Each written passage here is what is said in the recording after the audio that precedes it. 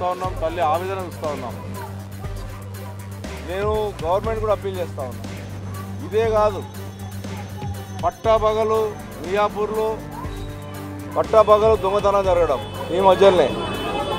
నిన్నాక మొన్న హౌసింగ్ బోర్డులో తల్వార్లు పట్టుకొని కత్తులు పట్టుకొని ఇంటి మీద దాడి చేస్తే కూడా పట్టించుకునే పాపాన లేదు.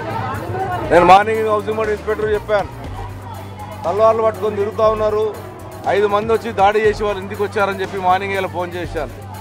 ఇవాళ చూసి ఒక తల్లి ఆవేదన చూస్తూ ఉంటుంటే నిజంగా మా అందరు కూడా బిడ్డలు ఉన్నారు, మనమరాలు ఉన్నారు, మనమలు ఉన్నారు.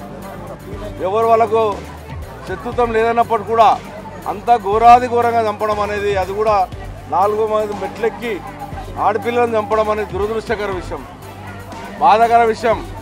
పోలీస్ అధికారులు దీని మీద సీరియస్ తీసుకోవాలి. ఇప్పటికే హైదరాబాద్ నగరంలో జరుగుతున్నటువంటి దొంగతనాలు కానీ, దోపిడీలు కానీ, మర్డర్లు కానీ విపరీతంగా పెరిగిపోతూ ఉన్నాయి. దీన్ని తగ్గించమని కోరుతా ఉన్నాం.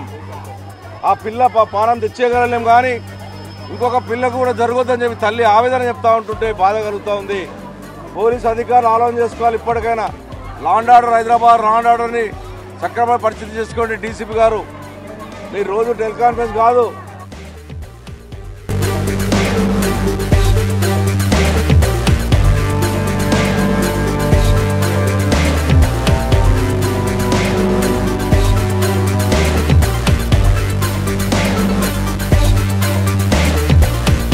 కూకట్పల్లి న్యూస్, మనమిక్కడ మన వార్తలు ప్రపంచమంతా అనే నినాదంతో జర్నలిస్ట్ కళ్యాణ్ సారథ్యంలో మీ ముందుకొస్తున్నాం.